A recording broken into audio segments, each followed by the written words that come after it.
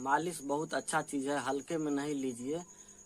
मालिश spinal cord injury के लिए ही नहीं, और भी जो समस्या है कमर से नीचे या कमर में दर्द या bowel bladder control, gas, acidity, इस सब में मालिश जो है सो बहुत अहम भूमिका निभाता है। मालिश को कम मत समझिए और बहुत अच्छा चीज़ है मालिश।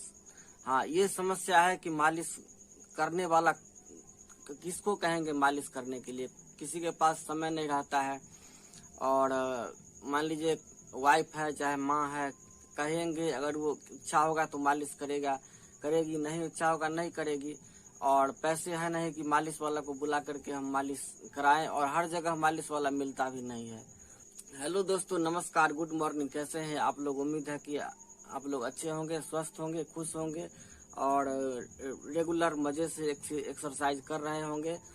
दोस्तों, ये आप लोगों का प्रश्न है कमेंट में, प्रश्न के माध्यम से कुछ महत्वपूर्ण जानकारी है जो हम आप लोगों को बताना चाहते हैं।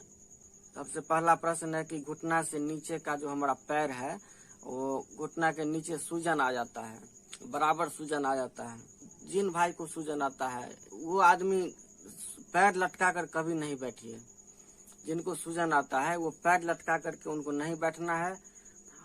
और बिस्तर पर जब सोना है तो जिस तरह सर के पास तकिया लगा के रखते हैं, इसी तरह पैर के पास भी एड़ी के पास तकिया रखें और एड़ी को तकिया पर के रखिए, ताकि ब्लड का सर्कुलेशन नीचे की ओर मत नहीं भाग करके बराबर हमारे मीडियम बीच में रहे, तो पैर में सूजन नहीं होगा। अगर पैर आपका नीचा रहता है, लटकाते हैं पैर, या पैर सर सोते समय सर ऊंचा होता है और पैर नीचा होता है, तो पैर में सूजन आएगा, ब्लड का बहाव तेज हो जाएगा नीचे की ओर, तो पैर में सूजन आएगा। और इसका इलाज है दोस्तों, सबसे इसका जो महत्वपूर्ण इलाज है, कंटिन्यू इसका जो इलाज है, और इससे बहुत जल्दी आपको राहत मिलेगा 10 दिन 15 दिन में, और धीरे धीरे ये पूर्ण रूप से ठीक हो जाएगा। इसके लिए आपको दोस्तों इलाज है वाटर थेरेपी। वाटर थेरेपी करना है आपको। 10 लीटर के बाल्टी में पानी गर्म कर लीजिए, और पानी गर्म करके बाल्टी में रख करके उसमें पैर डुबाना है। 5 मिनट तक पैर डुबाना है, फिर बाहर निकाल करके 2 मिनट 3 मिनट पैर को बाहर रखना है, फिर पैर को बाहर अंदर डुबाना है, फिर 5 मिनट पैर रखना है, फिर बाहर पैर निकाल करके 3 मिनट पैर को एक्सरसाइज कीजिए, या इधर उधर पैर को रखिए। 3-4 मिनट के बाद फिर आप पानी में पैर रखिए 5 मिनट के लिए। तो इस तरह से आपको ये थेरेपी दिन में 4 बार 5 बार अपनाना है। दिन में 4 बार 5 बार आप इस विधि को करना है। और इससे आपको कहते हैं ना कि वो जो दवा खाने से दवा देता है, लेकिन इससे आपको जड़ से ये समस्या आपको दूर होता चला जाएगा धीरे धीरे। हाँ, लेकिन ये कहिएगा कि हमको आज अभी किए हैं गर्म पानी से सेक, लेकिन हमको कोई फायदा नहीं मिला, नहीं मिलेगा। अभी किए हैं और शाम को फायदा मिले, ऐसा नहीं होगा।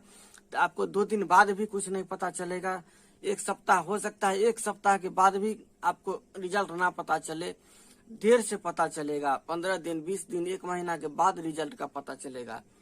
इसी तरह स्पाइनल कॉर्ड इंजरी का जो पेशेंट है वो भी प्रश्न पूछते हैं कि ये रिकवरी कितना दिन में आ गया था, आपको कितना दिन में हो गया है, हमको ठीक होगा कि नहीं, हमको कुछ पता नहीं चलता है, हमको रिकवरी आएगी।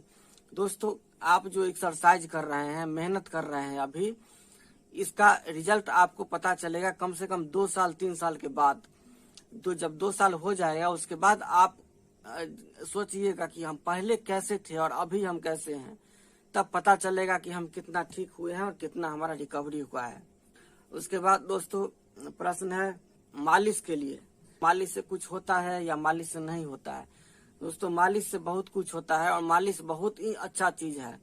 हाँ, मालिश करने वाला होना चाहिए और सही ढंग से मालिश हो। किस एरिया में मालिश करने से क्या फायदा होता है, ये जानकारी होनी चाहिए। खासकर अगर हम लोगों को स्पाइनल कॉर्ड इंजरी के लिए मालिश करते हैं, तो दोस्तों हमको कमर का जो निचला हिस्सा है और रीढ़ की हड्डी जहाँ पर समाप्त होती है, उस जगह पर मान लीजिए कि L5 से लेकर के और जहाँ रीढ़ स्पाइन हमारा खत्म होता है वहां तक का जो एरिया है, अभी हम स्क्रीन पर लगा रहे हैं फोटो, आप उसमें देखिए।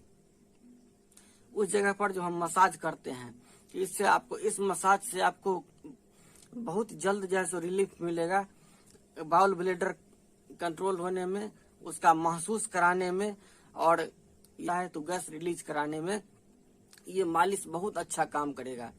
और इस मालिश को अगर डेली बढ़ाते जाते हैं, करते जाते हैं, तो आपका जो पीछे का मसल है उस मसल में भी धीरे धीरे ताकत आता है। इसके बाद आपको ऊपर, इस मसाज को ऊपर करना है, जैसे गर्दन से लेकर के नीचे तक। हमारा जो स्पाइन होता है, ये स्पाइन के पर हमारा हाथ स्पाइन पर नहीं पड़ेगा, हम स्पाइन के दोनों तरफ से हाथ ऐसे चलता है मालिश के लिए। स्पाइन के दोनों तरफ से हाथ से मालिश करना है। स्पाइन पर हाथ लगा करके दबाव नहीं देना है, स्पाइन पर दोनों हाथ से मालिश, ऊपर से नीचे की ओर मालिश करना है। कमर का मालिश अगर आप लोगों को ये यूरिन के लिए, बाथरूम के लिए, और क्या कहता है कि ये गैस के लिए अगर आपको ये प्रॉब्लम रहता है, तो उसके लिए आपको ये कमर का निचले हिस्से का जो हम मालिश बता रहे हैं, ये मालिश अगर करते हैं तो इससे आपको पेट साफ होगा अच्छा, गैस रिलीज होगा बहुत अच्छा, और आपको ताजगी रहेगा और कमर में दर्द महसूस नहीं होगा।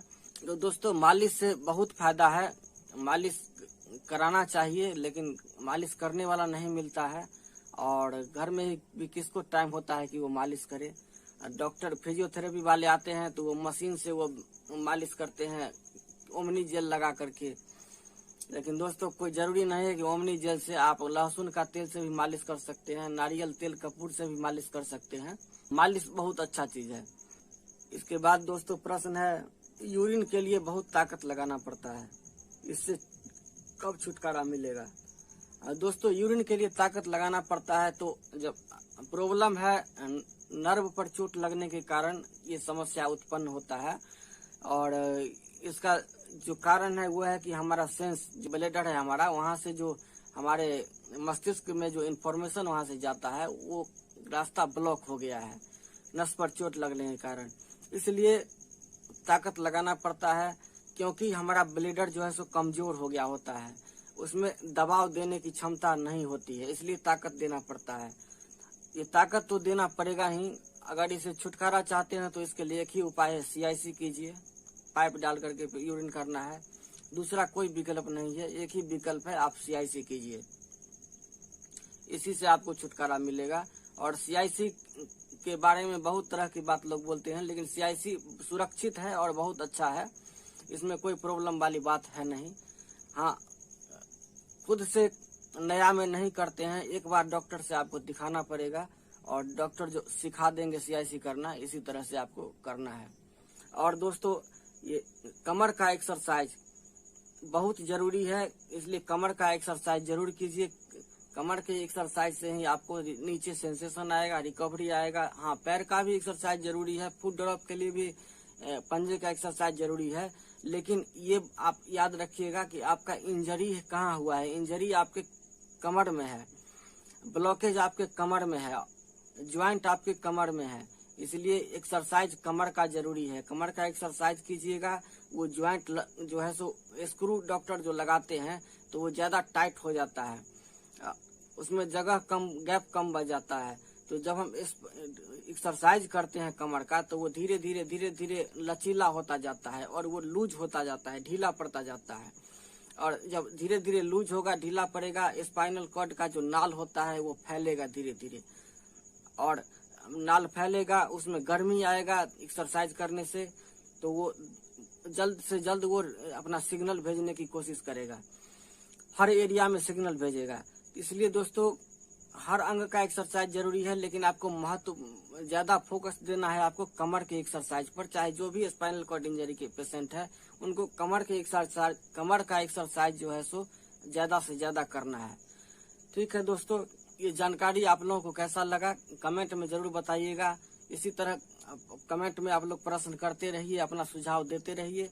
तो मिलते हैं दोस्तों अगले वीडियो में, तब तक के लिए जय श्री राम, प्रणाम।